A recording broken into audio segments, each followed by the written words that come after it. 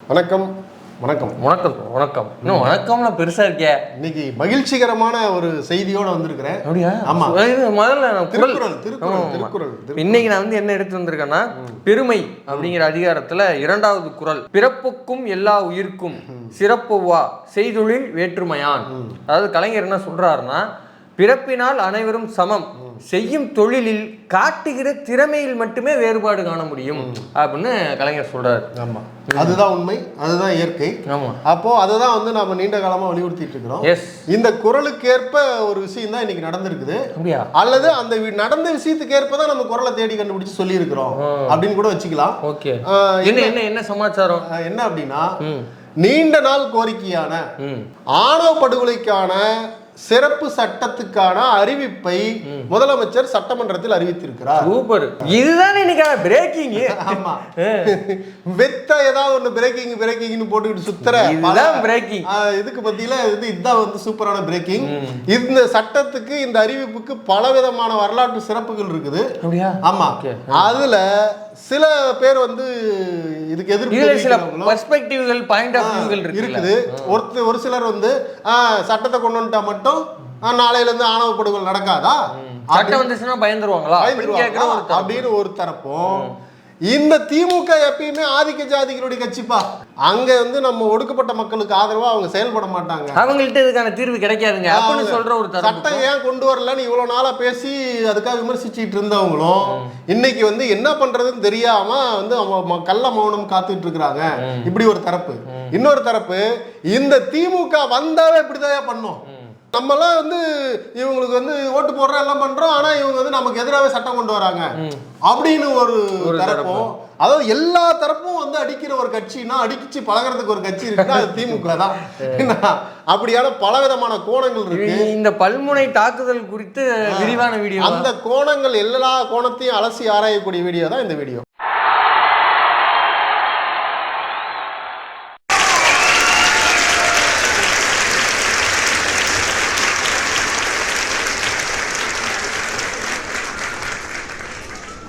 இப்போ ஆணவ படுகொலை அப்படின்னா அரசியல் தெரியாத சாதி ஆணவ படுகொலை. ஆமா, சாதி இல்ல, ஜாதி. சாதி ஆணவ படுகொலை. சாதிப்பவன் சாதி, அதுக்கு சாதி அங்கதான் யூஸ் பண்ணணும். இங்க ஜாதி. நிறைய பேர் நம்ம ஆட்களே வந்து அதை சாதி சாதின்னு எழுதுறாங்க, பேசுறாங்க. அதை மாத்திக்கிங்க. அப்போ ஜாதி ஆணவ படுகொலை, அதுக்கு வந்து தனி சிறப்பு சட்டம் கொண்டு வருவதற்கான பரிந்துரையை வழங்குவதற்கு ஒரு முன்னாள் நீதிபதி அவரு KN பாஷா அவர் தலைமையில் ஒரு ஆணையம் வந்து அமைக்கப்பட்டிருக்கு.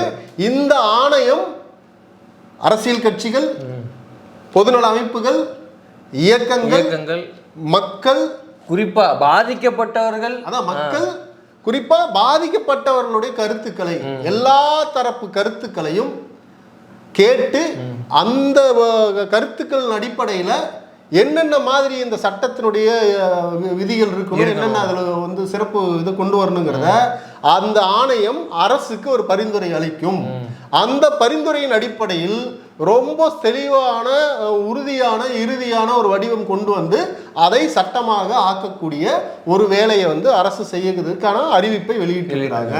இதுதான் வந்து முழுமையான அந்த இதுக்கான சுருக்கமான தகவல். சட்டப்பேரவையில் என்ன நடந்தது, அறிவிப்பு எப்படி நிகழ்ந்தது? ஆமா, இப்ப என்னன்னா, கடந்த ஒரு வாரத்துல வந்து பாத்தீங்கன்னா சில கொலைகள் நடந்திருக்கு. ஆமா, இங்க திண்டுக்கல் பக்கத்துல நிலக்கோட்டையில வந்து ஒரு ஆணவ படுகொலை நடந்தது. ஆமா, இது வந்து ஒரே சமூகத்தை சேர்ந்த ஒரு ஆணவ படுகொலை.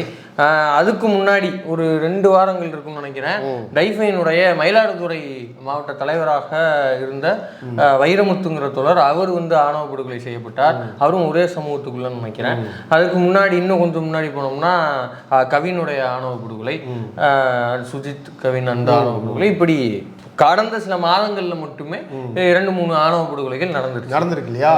இப்ப இதுல வந்து எனக்கு சில கேள்விகள் இருக்கு. இல்ல, இப்ப எனக்கு முதல்ல கேள்வி இருக்கு. முதல்ல ஏன் கேள்வி எடுத்துறீங்க, அப்புறம் நீங்க சொல்லுங்க. இல்ல, இப்ப ஆணவ படுகொலை செய்யறவங்களுக்கு தெரியும்ல, இப்ப நம்ம இந்த கொலையை செஞ்சுட்டோம் அப்படின்னா கண்டிப்பா நமக்கு வந்து கொலை கேஸ் போடுவாங்க. அதுவும் வந்து இப்ப இருக்கிற அரசாங்கம் வந்து இந்த மாதிரியான ஜாதி, இந்த பிரிவினைக்கெல்லாம் எதிராக செயல்படக்கூடிய அரசாங்கம். அப்ப வந்து கண்டிப்பா இருக்கிறதுலே உச்சபட்ச கடுமையான தண்டனைகளை தான் வந்து கொடுப்பாங்கங்கிற இந்த புரிதல்லாம் சரி, இவ்வளவு புரிதல் கூட வேண்டாம். கொலை பண்ணா அதுக்கான தண்டனை கண்டிப்பா உண்டு, கடுமையான தண்டனையா தான் இருக்கும் அப்படிங்கிறது தெரியும் தானே. அது தெரிஞ்சுதானே அவங்க அந்த விஷயத்தையே பண்றாங்க. அப்படி இருக்கும் பொழுது இந்த ஜாதி ஆணவ படுகொலைக்கான சிறப்பு சட்டம் அது கொண்டு வரதுனால அவங்க பயந்துக்குவாங்க. இந்த ஆணவ படுகொலையில் தடுக்கப்பட்டுருமா, குறைஞ்சிருமா அப்படின்னு ஒரு தரப்பு கேள்வி இருக்கு. அது உங்களுடைய கேள்வியா முன்வைக்கிறீங்க. ஓகேவா? ஆமா, சமூகத்துல இருக்க கேள்விதான் கேட்கறோம். ஓகே, இப்போ இதுக்கான பதில் என்னன்னா, தீவிரவாத தடுப்பு சட்டங்கள் இருக்கு இல்லையா? UAPA இல்ல ஏதோ இருக்கு. கொலை செய்தால் இந்த தண்டனை அப்படின்னு சட்டம் இருக்கு. பெண்கள் கிட்ட தவறாக அபியூஸா நடந்துக்கிட்டா இந்த தண்டனை அப்படின்னு இருக்கு. திருடுனா இந்த தண்டனைன்னு இருக்கு. மற்ற எல்லாத்துக்கும் தண்டனை இருக்கு. மோசடி செய்தா, நில அபகரிப்பு செஞ்சா, இந்த மாதிரி எல்லாத்துக்கும் தண்டனை இருக்கு. இப்போ கொலை தடுக்கப்பட்டுச்சா? கொலை செய்யறது நின்றுச்சா? திருடுறது நின்றுச்சா? அல்லது வந்து பெண்கள் மீதான வன்முறை நின்றுச்சா? இப்படி நீங்க எல்லாத்துக்கும் சட்டம் இருக்கு, ஆனா அதெல்லாம் நிறுத்தப்பட்டுருச்சா அப்படின்னு பார்த்தா இல்ல. சரி, அப்போ எதுவுமே நிக்கல, எல்லாமே நடந்துட்டு தான் இருக்கு. அப்ப என்னது கருமத்துக்கு இந்த சட்டம்? அப்ப சட்டமே தேவையில்லையா? என்னத்துக்கு இது அப்படின்னா இப்ப சட்டம் தேவையில்லையான்னு ஒரு கேள்வி எழுது இல்ல. இப்போ இப்படி யோசிச்சு பாத்தீங்கன்னா, இப்ப இந்த சட்டம் தேவையா தேவையில்லையான்னு உங்களுக்கு புரிஞ்சிடும். இதுதான் பதில். அப்போ எல்லாமே நடந்துட்டு இருக்கும்போது மறுபடியும் எதுக்கு இப்ப சட்டம், அதெல்லாம் சட்டம் தூக்கி போடு போறமான்னு சொல்றது இல்ல. நீ கொடை எடுத்துட்டு மழை வரும்னு உனக்கு ஒரு டவுட், கொடை எடுத்துட்டு போற. ஆனா கொடை எடுத்துட்டு போகும்போது வீட்டுல என்ன மாதிரி ஒருத்தர் இருக்கான், இருக்க. அவன் என்ன கேக்குறான் அவங்ககிட்ட, தம்பி மழை வந்துச்சுன்னா எது கொடை எடுத்துட்டு போற? நீ என்ன சொல்லுவ? இப்ப மழை வர்ற மாதிரி இருக்கு, அதனால கொடை எடுத்துட்டு போற. அப்ப நான் கேட்பேன், அப்போ நீ கொடை எடுத்துட்டு போனா நனையாம வந்துருவ அப்படின்னு நான் கேட்பேன். அப்ப நீ என்ன சொல்லு யோசிப்ப? ஆமா இல்ல, கொஞ்சம் நனையும் இல்ல, கொஞ்சம் அங்கங்க நனையும், சாரல்கள் அடிக்கும், கொஞ்சம் நனையும்.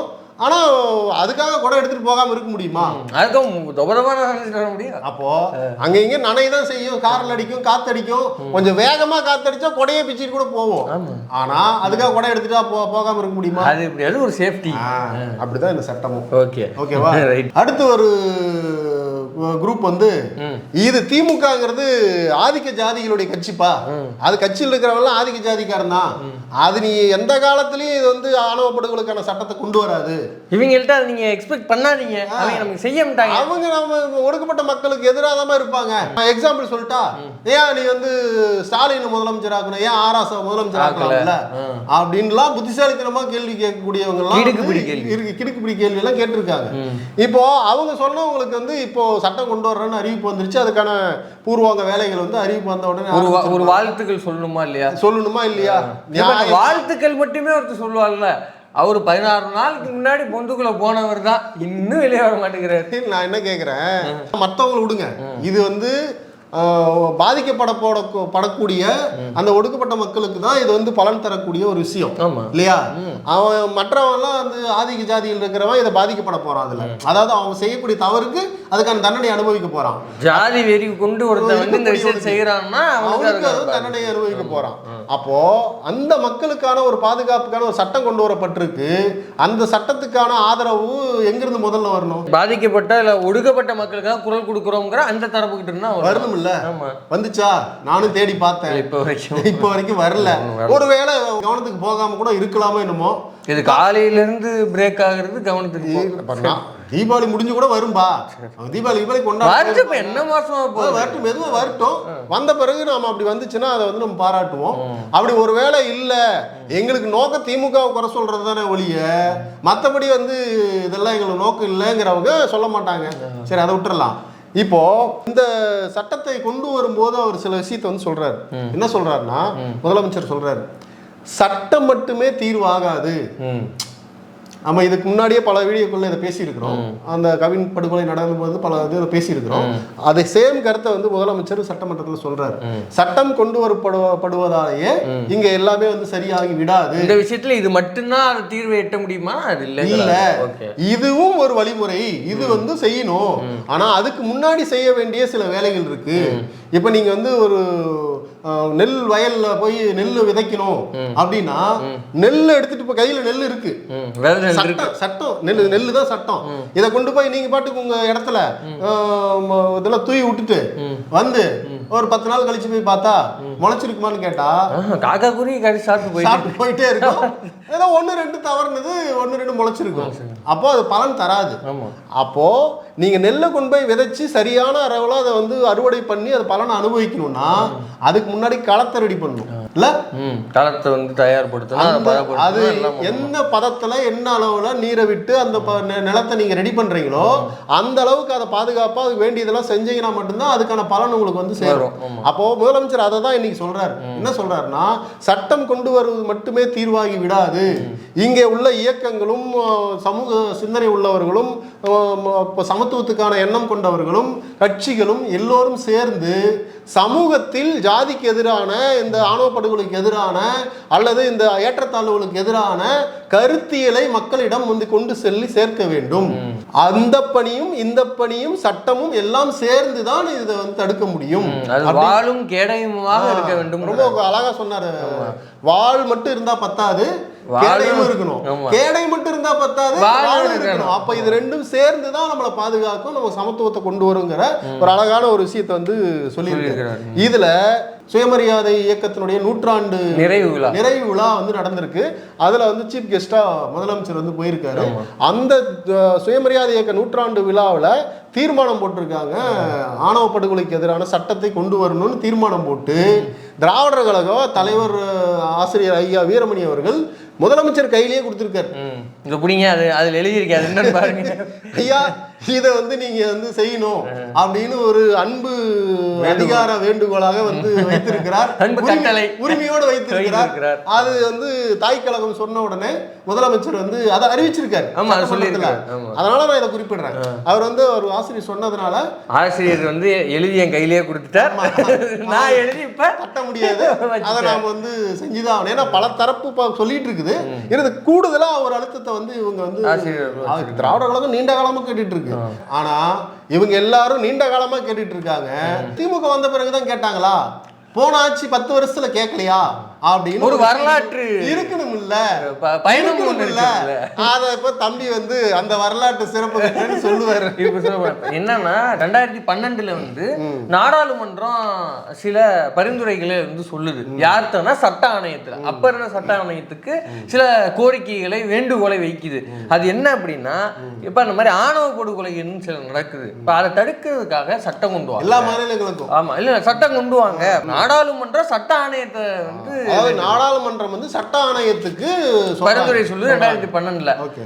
அதன் பேர்ல திருமண சுதந்திரத்தில் தலையிடும் சட்டவிரோத செயல்பாடுகளின் தடுப்பு மசோதா, இதுதான் அது பேரு.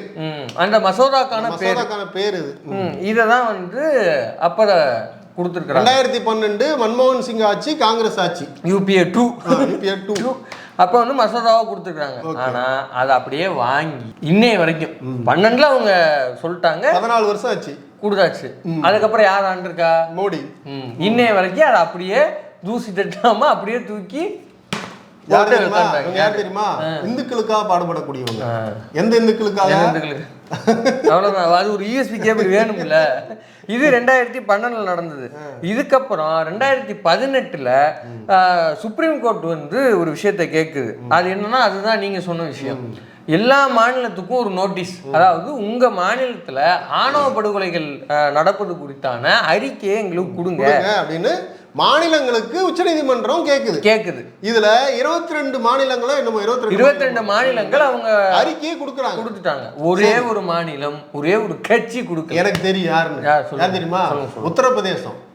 இல்ல ஏன்னா அங்கதான் வந்து இந்த விண்டீசல் மண்டைய இந்த மாதிரி இருக்காங்க. அவங்க தான் வந்து இதுக்கு டிசைன் பண்ணாங்க. இல்ல இன்னொரு ஆப்ஷன். இன்னொருனா இது பீகார். சரி, போனா போது தோழர். கடைசி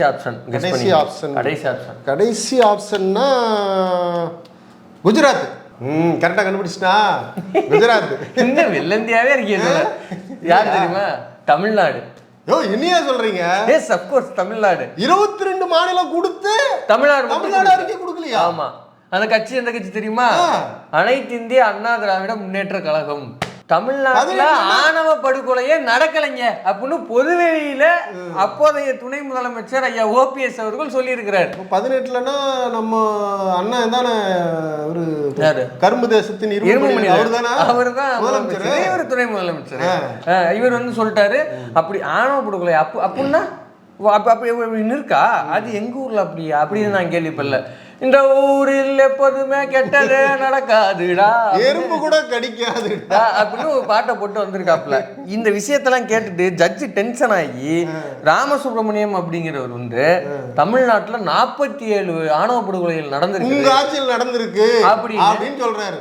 சும்மா சொல்லல, டேட் வாரியா டேட்டாவோட எடுத்து எதுவுமே நடக்கலன்னு சொன்னா இதெல்லாம் என்னன்னு பட்டியல் போட்டு இருக்கு அப்படின்னு. இதுக்கப்புறம் 2019 ராஜஸ்தான்ல அதே பேர்ல திருமண சுதந்திரத்தில் தலையிடும் சட்டவிரோத செயல்பாடுகளின் தடுப்பு மசோதா அப்படின்னு சொல்லி ஒரு மசோதா எந்த ஆட்சி காலத்துல மேல வந்து காங்கிரஸ் இருந்தது, இங்க ராஜஸ்தான்ல காங்கிரஸ் இருக்கும்போது அதை கொண்டு வந்திருக்காங்க. ஆமா, அதுவும் காங்கிரஸ் தான் கொண்டு வந்தாங்க. அதை வந்து சட்ட மசோதாவை கொண்டு வந்து விட்டாங்க. அதுக்கப்புறம் அங்க ஆட்சி புரிஞ்சது யாரு? பிஜேபி. அது அப்படியே அந்த சட்டம் வந்து மசோதாவாவே இருக்கு, சட்டம் ஆகல. ஏன்னா அதுதான் உங்களுக்கே தெரியும், அது பாஜக. இதுதான் வந்து வரலாற்று ஒரு டிராவல். இந்த வரலாற்று டிராவலுக்கு நம்ம கூட்டு போனது யாருன்னா யாரு? தோழர் விடுதலை ராஜேந்திரன் அவர்கள் அவருடைய அறிக்கையோட எடுத்து போட்டுருக்கு. ஆமா, நிறைய தகவல்கள் இருக்கு, போய் படிக்கிறவங்க எல்லாரும் வந்து ட்விட்டர்லயோ இதர சமூக வலைதளங்கள்லயோ அவருடைய ஹேண்டில் போய் பாத்தீங்கன்னா எழுதி இருக்கிறாரு. இப்போ இல்ல இப்ப நம்ம கேள்வி என்னன்னா, திமுக இதை செய்யாது ஏன்னா அவங்களுக்கு வந்து ஒடுக்கப்பட்ட மக்களுக்கு மீது வந்து பாசம் கிடையாது, அக்கறை கிடையாது, அவங்களுக்கு ஒரு உள்ளூர் ஒரு வெறுப்பு இருக்கு. அது வந்து இந்த கண்ணுல பாத்தீங்கன்னா அவங்க ஆதிக்க ஜாதி காலங்கப்பா, அவங்க அப்படிதான் இருப்பாங்க. அது இந்த கண்ணுல பாத்தீங்கன்னா தெரியாது, அதுக்கு ஸ்பெஷலா சில கண்கள் வேணும் அப்படின்னு பேசின ஆட்கள் அதிமுக இப்படி செயல்பட்டது குறித்து என்னைக்காவது வந்து விமர்சிச்சிருக்காங்க. அதான் நான் இப்ப கேட்டேன். என்ன கேட்டேன்னா, நீண்ட கால கோரிக்கை எல்லாரும் வந்து ஆணவ படுகொலைக்கு எதிராக வந்து கோரிக்கை வச்சிங்கல்ல, அந்த கோரிக்கையை போய் எங்க ஐயா அரும்பு தேசத்து கரும் மனிதர்கிட்ட சொன்னீங்களா, கேட்டீங்களா? சொன்னதுக்கு அவர் என்ன சொன்னாரு? இத நீலம் பச்சை வெள்ளை கருப்பு எல்லா வெங்காயமும் சொல்லணும். நாங்க இந்த கோரிக்கை வச்சோம், இரும்பு தேசத்து கருப்பு மனிதர் என்ன சொன்னாருன்னு போட்டு இப்படி சொன்னாருங்க இல்லைன்னா தம்பி அதை நான் ரகசியமா வச்சிருக்கிறேன், அதுக்கு ஒரு திட்டம் வச்சிருக்கிறேன் என்கிட்ட சொன்னாருன்னு சொல்லணும். ரகசியமா சொல்லு கபாடன் துறப்ப எல்லாம் ஆச்சரியப்பட்டு போயிருக்கீங்க. 10 வருஷம் நீங்க வந்து கேட்க மாட்டீங்க, பண்ண மாட்டீங்க, அவங்கள போய் எதுவுமே சொல்ல மாட்டீங்க. இங்க வந்த உடனே நீ இதை ஏன் செய்யல, அதை ஏன் செய்யல, இதை ஏன் செய்யல, அதை ஏன் செய்யலன்னு நீ வந்து இது பண்ணுவ. அப்ப என்னென்ன அவங்க செஞ்சிருக்காங்கன்னு ஒரு பட்டியல் நான் சொல்லிட்டா சொல்லுங்க. நில உச்சவரம்பு சட்டம் எப்படி? நில உச்சவரம்பு சட்டம் ஏப்பா இது ஏதோ ஒடுக்கப்பட்ட மக்களுக்கு ஆணவ படுகொலைக்கு அப்படின்னா நீ என்னமோ உச்சவரம்புங்கிறே அப்படின்னு கேட்டீங்கன்னா அதுல ஒரு மேட்டர் இருக்குது. அதான் இருக்கு, அததான் சொல்றேன். நில உச்சவரம்பு சட்டம் பண்ணையாளர்கள், பெரும் முதலாளிகள், நில உடைமையாளர்கள், ஆதிக்க சக்திகள் லட்சக்கணக்கான கோடிக்கணக்கான மக்களை தங்களிடம் அடிமையாக வச்சிருந்தாங்க. அது எப்படி தெரியுமா? சொல்றீங்க வாங்க, அதுவும் உங்க கண்ணு கெட்ட தூரம் இருக்குல்ல, அது கூட நம்ம தான் கண்ணு கெட்டுறது இல்ல, அதுக்கு அந்த இப்படி திரும்பி பாருங்க, இங்கிட்டு கண்ணு கெட்டுற வரைக்கும் இல்ல, அதுக்கு அடுத்த வரைக்கும் தனந்தப்ப அது நம்மளுக்கு தான், இந்த வாழத்தப்ப அது நம்மளுக்கு தான். இந்த 80s 90sல இப்படி ஒரு டைலாக் எல்லாம் இருக்கும், அங்க நகரத்துல இருந்து யாராவது வருவாங்க சொல்றது வெள்ளந்தியாவே இருக்கிறது. இன்னைக்கு இந்த பின்னாடி கட்ட இந்தியால கிளிச்சு அது இதுன்னு ஏகப்பட்டது இருக்காங்க. இவங்களுக்கு வந்து கண்டென்ட் வறட்சி ஆயிடுச்சுன்னா வண்டியை கிளம்பிட்டு போயிடுவாங்க. தஞ்சாவூர் இந்த சைடு போயிட்டு ஏதாவது ஒரு பண்ணையாரை பிடிச்சி, ஐயா நீங்க எப்படி இவ்வளவு ஏழ்மையா வர்றீங்க, அவர் இருப்பாரு கழுத்துலையும் காதுலையும் தொங்க தொங்க நகையை போட்டு, அவர்கிட்ட போயிட்டு ஐயா எப்படி நீங்க இவ்வளவு எளிமையா இருக்கிறீங்க அப்படின்னா, தாண்டாண்ட கண்ணாத திரு இருக்குல்ல அதெல்லாம் நம்மளுக்கு தான் இப்போதைக்கு குத்தகை கொடுத்துருக்கிறேன் அப்படின்னு அவர் சொல்லுவார். இன்னமும் அது இருக்குது. அப்போ இந்த மாதிரி அவர் கேட்பார்ல, அது வரைக்கும் நம்மளுக்கு தானே. அந்த இடையில ஏதோ ஒரு 10-20 குடிசை இருக்குது எங்கயா, அதெல்லாம் நம்ம கிட்ட வேலை செய்யறவனுங்க தான். அது இதில் இருக்கிற எல்லா ப்ராப்பர்ட்டியும் நம்மளுக்கு தான், அதுவும் நம்மளுக்கு தான், அதுவும் நம்ம ப்ராப்பர்ட்டி தான். என்ன அது கொஞ்சம் சொன்னா புரிஞ்சுக்கிட்டு வேலை செய்யும் அப்படிங்கிற மாதிரி வந்து வச்சிருந்த காலங்களுக்கு உயிர் இல்ல, அதுங்களுக்கு உயிர் இருக்குது. அப்படி வச்சு அடிமையாக வச்சிருந்து சாணிப்பால் ஊத்தி சவுக்கடி கொடுத்து அவங்க இஷ்டத்துக்கு போட்டு கொடுமை பண்ணிட்டு இருந்த காலகட்டத்தில் காமராஜர் வந்து ஒரு சட்டம் கொண்டு வர்றாரு. என்னது? நில சீர்திருத்த சட்டம்னு ஒரு சட்டம். அந்த சட்டம் என்ன பண்ணுதுன்னா, சட்டம் கொண்டு வரப்படுகிறதுங்கிறது 1 வருஷத்துக்கு முன்னாடியே வெளியே கசியப்படுது. வெளியே கசிஞ்ச உடனே அன்னைக்கு இருந்த எல்லா நில உடைமையாளர்களும், அதாவது இந்தியா முழுவதும் இருக்கிற எல்லா நில உடைமையாளர்களும், பண்ணையாளர்களும், முதலாளிகளும் எல்லாமே காங்கிரஸ் ஆட்கள் தான். வெளியே எப்படிப்பா கசிஞ்சதுன்னு கேட்டீங்கன்னா, காங்கிரஸினுடைய மாவட்ட தலைவர்கள் பூரா பண்ணையார்களாக தான் இருந்தார்கள்னு ஊருக்கே அறப்பாடம் எடுக்கிற நம்ம சமஸ்கிருதமே பேசிட்டு இருக்காங்க. அப்போ சட்டம் கொண்டு வர போறோம்பா, அப்படியா சரி, அது கொண்டு வந்தா அவனு வேற வழி இல்ல. எல்லாம் இந்த தீக்க அவன் சுயமரியாதைக்கும் அவன் எவ்வளவு போராடிட்டு இருக்கானுங்க கம்யூனிஸ்ட் எல்லாம், அதனால கொண்டு வந்து ஆகணும். சரி என்ன பண்ணலாம், நான் கொண்டு வரேன், நீ வந்து எல்லாத்தையும் பத்திரப்படுத்திக்கோ, அதுக்கு சட்டத்துல வழிவகுத்து செஞ்சிடலாம் அப்படின்னு வந்து ஒரு ஏற்பாடு பண்ணாங்க. எல்லாரும் அவங்க அதை பத்திரப்படுத்திக்கிட்டாங்க. ஒரே ஒரு உதாரணம் மட்டும் சொல்றேன். சில பேனாக்கள் எழுதவே எழுதாத ஒரு தகவல் என்னன்னா, ஐயா ஜி.கே. மூப்பனார் அவர்கள் இந்த சட்டம் வரப்போகுதுன்ற முன்கணித்து அவர் என்ன பண்றாரு அப்படின்னா, திருப்பதி தேவஸ்தானம் போர்டு போலவே ஒரு பேர் கொண்ட அது அப்படியே ரெப்ளிகேட் பண்ற மாதிரி ஒரு பேர் கொண்டு ஒரு அறக்கட்டளை ஒன்று ஆரம்பிக்கிறார். ஆரம்பிச்சு அவரும் இல்லை அந்த நிலங்கள்லாம் இருக்குல்ல, குறிப்பிட்ட நிலங்கள்ல அது கீழே வர்ற மாதிரி பதிவு பண்ணிடுறாரு. இதுக்கு பின்னாடி தேவஸ்தானம் போர்டுக்கும் ஐயா ஜி.கே. மூப்பனார் அவர்களுக்கும் ஒரு கிளாஷ் வருது. நீ எப்படி இந்த பேரில் வந்து பதிவு பண்ணலாம், அப்போ இந்த இடம் என்னன்னு தேவஸ்தானத்துக்கும் இவங்களுக்கும் ஒரு சண்டை வருது. அதுக்கப்புறம் உள்ள பூந்து பஞ்சாயத்து பண்ணி டீல் பண்ணதாகலாம் தகவல் இருக்குது. ஆனால் அப்போ அவர் வந்து செக்யூர் பண்ணுறாருல, அந்த நிலம்லாம் யார் நிலம், உழைக்கிற அந்த ஒடுக்கப்பட்ட அன்ன மக்களுக்கு போக வேண்டிய நிலம் தானே. இப்படி ஒரு முதலாளி இப்படி பண்ணியிருக்காரு, பண்ணையார் இப்படி பண்ணியிருக்காருங்கிறத பேனாக்கள் என்னைக்காவது எழுதுமா, அது துருப்பிடித்த பேனாக்கள் என்னைக்காவது பேசுமா? இன்னொன்னு நான் சொல்றேன், காங்கிரஸ் கொண்டு வந்த சட்டத்துக்கும் கலைஞர் கொண்டு வந்த சட்டத்துக்கும் வித்தியாசத்தை சொல்றேன். அது அவர்களுக்கு உஷார்படுத்தி பாதுகாக்கும். சீர்திருத்த சட்டம். இந்த சட்டம் உச்சவரம்பு சட்டம். நீ இவ்வளவுதான் வச்சுக்கலாம், இதுக்கு மேல இருந்தா அது உனக்கு சொந்தம் கிடையாது, அது அரசுக்கு சொந்தம் அப்படின்னு சட்டத்தை கொண்டு வந்து அதிரடியா கொண்டு வந்து இந்த பண்ணையார்கிட்ட பெரும் முதலாளிகிட்ட இருந்த பல லட்சம் ஏக்கர் நிலத்தை பாக்கெட்ல என்ன வச்சிருக்க பிடுங்கி அந்த விவசாய நிலத்தில் பணி செய்து கூலிகளாக பல 100 ஆண்டுகளாக அடிமைப்பட்டு கிடந்த மக்களுக்கு 1 ஏக்கர்ல இருந்து 2 ஏக்கர் 3 ஏக்கர் வரைக்கும் பிரித்து கொடுக்கப்பட்டது. அப்படி பிரித்து கொடுக்கப்பட்ட அந்த நிலங்கள் தான் இன்னைக்கு திருச்சி, தஞ்சாவூர், திருவாரூர், நாகப்பட்டினம் போன்ற மாவட்டங்களில் உள்ள 1 ஏக்கர் வைத்து விவசாயம் சொந்தமாக விவசாயம் செய்து வாழ்ந்து கொண்டிருக்கக்கூடிய அந்த மக்களிடம் இருக்கக்கூடிய நிலங்கள். இதுல கலைஞருடைய சாதுரியம், காமராஜர் அவர்கள்ட்ட அந்த சட்டத்திலிருந்து இது எப்படி வேறுபடுதுங்கிறதுக்கு இன்னொரு பாயிண்ட் தொடர் மருதையன் தான் வந்து இது பல்வேறு இடங்கள்ல பதிவு பண்ணிருக்காரு. அது என்னன்னா, அவர் குறிப்பா பண்ணையார்களுக்கு மட்டும் அதை சேர்க்கல, கோயிலுக்கும் சேர்த்தே அதுல சேர்த்து இருக்கிறார். எப்ப சாமிக்கு வரலாம் போகாதா, அது அவ்வளவு நிலத்தை வச்சு பண்ணையம் பண்ணி அது என்ன விவசாயம் போகுதா, ஏதாவது பண்ண போதா, அதுக்கு எதுக்குன்னு அதையும் சேர்த்துருக்குறாங்க. ஆனா பார்ப்பனர்களின் சூழ்ச்சியால் அதான் சொல்லுவாங்களே, காஷ்மீர் பாப்பானுக்கு தேலு கொட்டுனா கன்னியாகுமரியில் இருக்க பாப்பானுக்கு நெறி கட்டும், அந்த மாதிரி வந்து அவர்களின் சதியால் அந்த சில கிளாஸ்கள் மட்டும் சட்ட போராட்டத்துக்கு உட்படுத்தப்பட்டது. இதுதான் வந்து கலைஞரனுடைய செய்த வேலை. அந்த நிலம் பிரித்து கொடுக்கப்பட்டது இல்லையா, அதில் பெரும்பான்மையான மக்கள் ஒடுக்கப்பட்ட மக்கள், இதற்கு வந்து பலன் அடைந்தவர்கள், இதுக்கு வந்து இடதுசாரிகளே விழா எடுத்திருக்காங்க. கம்யூனிஸ்டுகள் வந்து கலைஞருக்கு இது பாராட்டி, நாங்கள் மிகப்பெரிய புரட்சி செய்து பெற வேண்டிய ஒரு விஷயத்தை, பலர் ரத்தம் சிந்தி சாதிக்க முடியாததை கலைஞர் மை சிந்தி சாதித்தார், ஒரு சொட்டு மை வந்து சாதித்தது அப்படின்னு பாராட்டி கம்யூனிஸ்டுகள் விழா எடுத்திருக்காங்க. அடுத்து இதெல்லாம் யாரும் சொல்றது இல்ல, அதனால நம்ம ஞாபகம் சொல்லிட்டு இருக்கோம். அடுத்து குடியிருப்பவனுக்கே நிலம் சொந்தம், உழுவவனுக்கே நிலம் சொந்தம், இப்படியான விஷயத்தை கலைஞர் கொண்டு வராரு. இது கலைஞர் கொண்டு வந்தான். அப்பதான் வந்து இவனுக்கு எல்லாரும் வந்து கலைஞர் மேல காண்டானாங்க.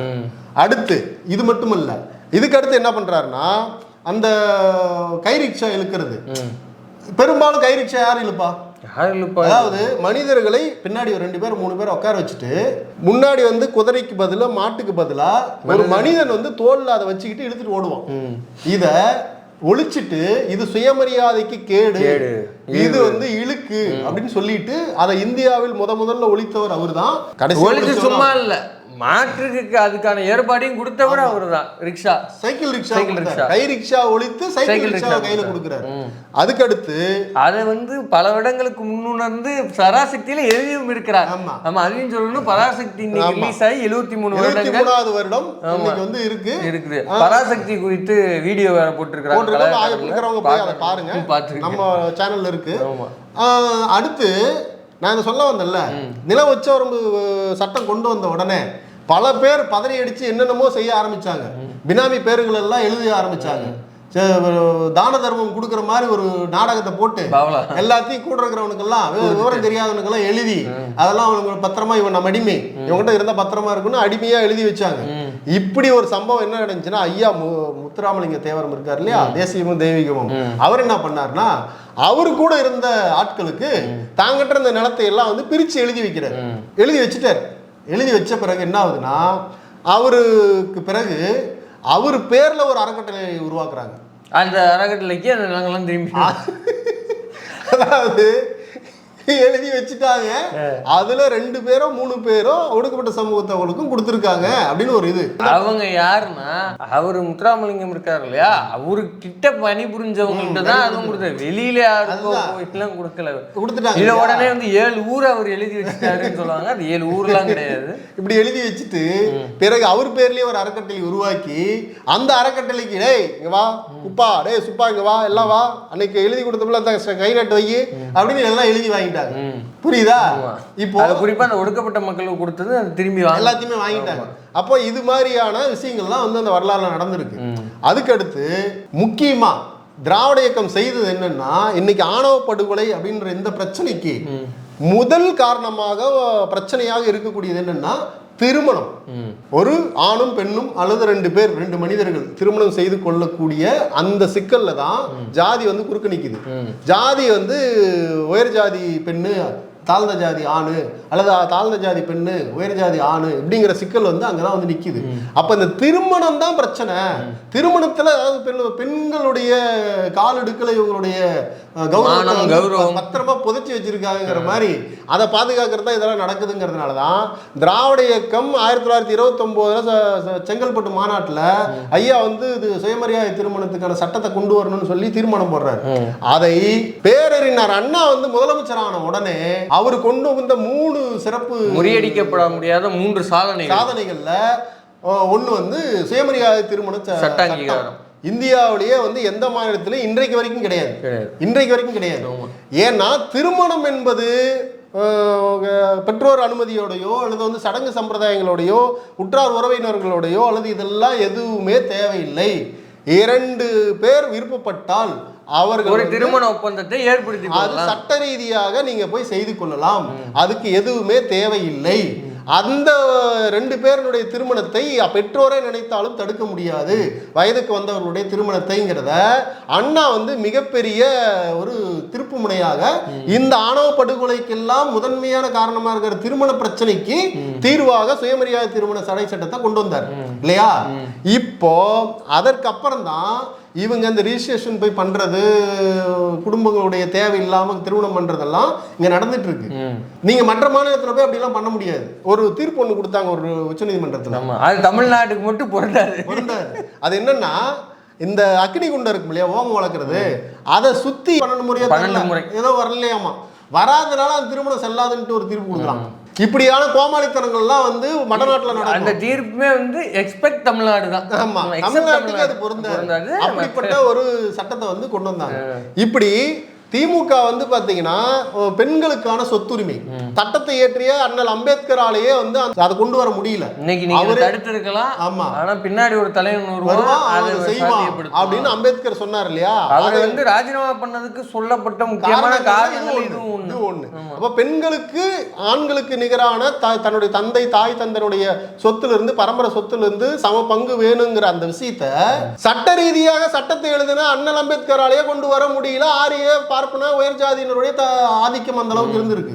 ஆனால் அப்படிப்பட்ட ஒரு விஷயத்த கலைஞர் முதலமைச்சராகி தன்னுடைய ஒரு கையெழுத்துல பெண்களுக்கான சொத்துரிமையை வந்து சாத்தியப்படுத்தினார். இந்தியாவிலேயே தமிழ்நாட்டில் தான் அது இருந்தது.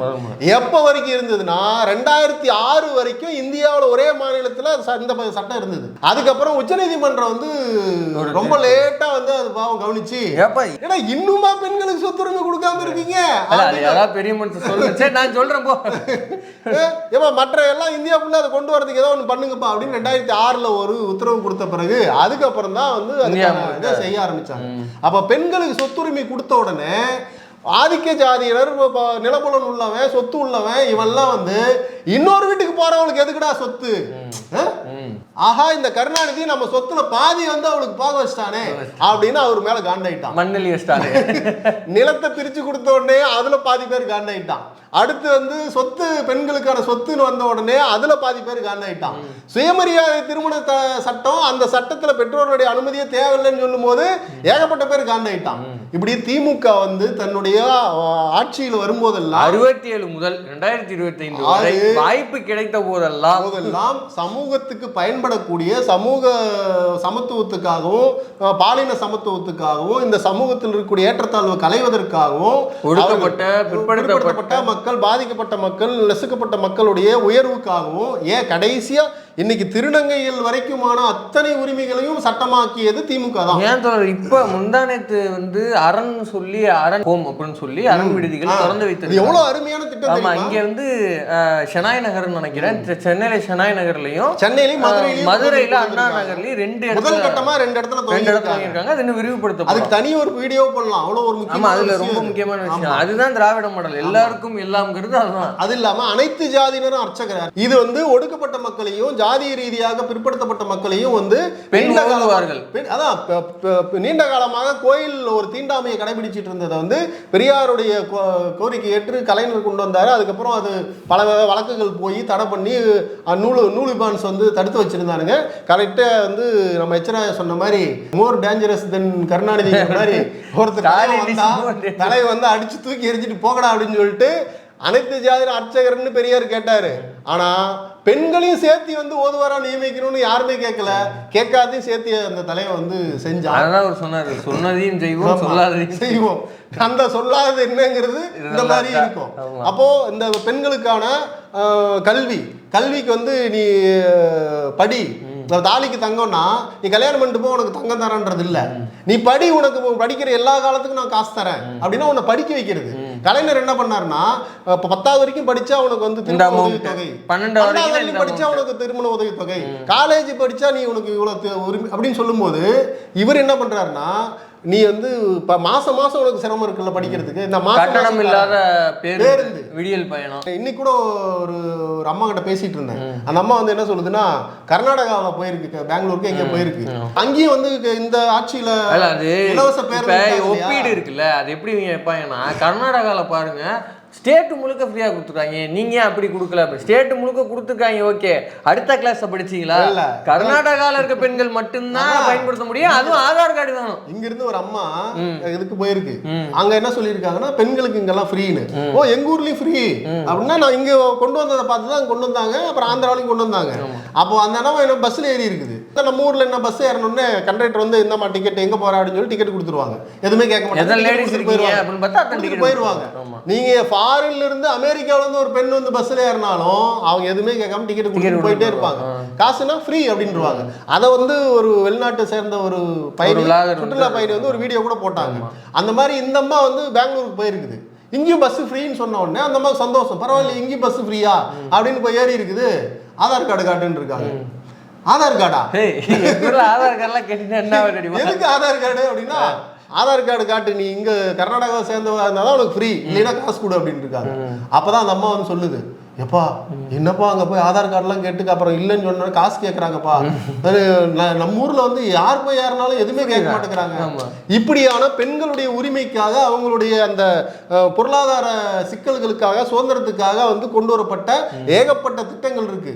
குடும்ப தலைவிகளுக்கான 1000 ரூபாய் உரிமை தொகை, இந்த மாதிரி ஏகப்பட்ட திட்டங்களை வந்து அரசு கொண்டு வந்திருக்கு. ஏகப்பட்டது இருக்கு. நான் முதல்வன் இப்படின்னு சொல்லிக்கிட்டே போகலாம். அதே மாதிரி அம்பேத்கருக்கான சட்ட பல்கலைக்கழகத்தை முதல்ல இந்தியாவிலேயே அமைச்சது வந்து கலைஞர் தான். அண்ணல் அம்பேத்கர் அயலக மேல் படிப்புக்கான அதுக்கு ஒதுக்கப்பட்ட அமௌண்ட் வந்து கூடுதலாக உயர்த்தி ஒரு மாணவனுக்கு 35 லட்சம் வரைக்கும் நீங்க வந்து அரசு வந்து செலவு பண்ணுது. நீங்க உங்களுக்கு வந்து சாப்பாட்டு செலவோ, தங்குற செலவோ, படிப்பு செலவோ எதுவுமே இல்ல. எழிலகத்துல போயிட்டு நீங்க ஒரு பதிவு பண்ணீங்கன்னா போதும். தகுதி 2 தகுதி தான். நீங்க வந்து ஒடுக்கப்பட்ட சமூகத்தை சேர்ந்தவரா இருக்கணும், யூஜி முடிச்சிருக்கணும், இவ்வளவுதான். இந்த 2 தகுதி இருந்தா நீங்க எந்த நாட்டுல போய் படிக்க விரும்புறீங்களோ அந்த நாட்டுல வந்து படிப்பதற்கான அத்தனை செலவையும் இந்த அரசு செய்யுது. இது இல்லாம ஒடுக்கப்பட்ட சமூகத்தை சேர்ந்தவர்கள் வந்து தொழில் முனைவோருக்கான மானியம் முழுமையாக மானியம் கொடுத்து சில திட்டங்கள் இருக்கு, 60% 50% மானியம் கொடுத்தும் சில திட்டங்கள் இருக்கு. இது எல்லாமே நீங்க விண்ணப்பிச்சா பெறலாம். இப்படி அடுக்க சொல்லிக்கிட்டே போலாம். இந்த வீடியோ வந்து 2 மணி நேரம் போயிடும், அவ்வளவு விஷயம் இருக்கு. அப்படியாக அடுக்க காலங்காலமாக இதுல ஏதாவது விடுபட்டு இருந்தா நீங்க வந்து கமெண்ட்ல சொல்லுங்க. காலங்காலமாக வந்து கேள்வி ஒண்ணுதான், சொல்வதற்கு இவ்வளவு இருக்கும் பொழுது விமர்சனத்துக்காக கூட இல்ல ஒப்பீட்டுக்காக கூட இதெல்லாம் நீ செஞ்சிருக்காங்களே, இப்ப இதை ஏன் செய்ய மறுக்கிறேங்கிற கேள்வி அவங்க கேட்டாங்களா? அது கேட்பதே கிடையாது. நம்ம ஆட்கள் தான் இதை குறிப்பிட்டு, ஐயா கலைஞர் வந்து இதை சொன்னார், நீங்க அதுக்கு மாறா நடக்கிறீங்க, ஐயா பெரியார் இதை சொல்லியிருக்காரு அதுக்கு மாறா நடக்கிறீங்க, அம்பேத்கர் சொல்லியிருக்காரு அதுக்கு மாறா நடக்கிறீங்கன்னு ஒரு தோழமை சுற்றல் கூட நம்ம ஆட்கள் தான் முன்னோயினை தவிர ஒரு ஒப்பீட்டுக்காக கூட இது பதிவு செஞ்சிடக்கூடாது அப்படின்னு கான்சியஸா அவாய்ட் பண்றாங்க. தப்பு செஞ்சா நம்மளே வீடியோ போட்டிருக்கோம், தொடர்ந்து போட்டே இருக்கோம், விரல் விட்டு சொல்லிட்டே இருக்கலாம் என்ன விஷயத்தை வீடியோ விமர்சிச்சிருக்கோம். ஆனா எவ்வளவு விமர்சிக்கிறதுக்கு நமக்கு வந்து தகுதி இருக்கோ, உரிமை இருக்கோ, அதே அளவுக்கு நல்லதை செஞ்சா பாராட்டணும்ல. அப்பதானே செலவு செய்யறவனுக்கு ஊக்கமா இருக்கும். ஏன்னா நீ குறையே சொல்லிக்கிட்டு உட்காந்துட்டு இருப்ப, எதையுமே வந்து நல்லதை பாராட்ட மாட்டேன்னா எப்படி வந்து நல்லது செய்வான்? நல்லது செய்யறவனுக்கு எப்படி வந்து எது நல்லது எது கெட்டதுன்னு எப்படி தெரியும்? நம்ம வந்து விமர்சிச்சா ஓ அது சரியில்லையாட்டுருக்குன்னு அவனுக்கு தெரியும், பாராட்டினா ஓ இது நல்லது செஞ்சிருக்கிற பரவாயில்ல பாராட்டுறாங்க, அப்போ அவங்க கரெக்டா இருக்காங்கன்னு நம்ம எடுக்கணும்ல. ஒரு யோக்கியம் வேணும்ல, ஒரு நியாய தர்மம் வேணும்ல. அப்ப இல்லாம நீ வெறும் வன்மத்தை மட்டுமே மனதில் வச்சுக்கிட்டு நீங்க இருந்தீங்கன்னா, புத்தரே இறங்கி வந்து இங்க ஆட்சிக்கு வந்தாலும் சரி, அல்லது அம்பேத்கரே இங்க வந்து முதலமைச்சர் ஆனாலும் சரி, அல்லது பெரியாரே வந்து முதலமைச்சர் அவர் ஆக மாட்டாரு இருந்தாலும் ஆனாலும் சரி, நீ உலகத்துல எவ்வளவு சிறந்த ஒரு யார் ஒருத்தரை கொண்டு வந்து நீங்க முதலமைச்சர் ஆக்கினாலும் நீங்களும் நானும் வந்து திருந்தாம இங்க எந்த ஒரு நல்லது நடக்காது. அடுத்த வீடியோவில் சந்திப்போம். நன்றி.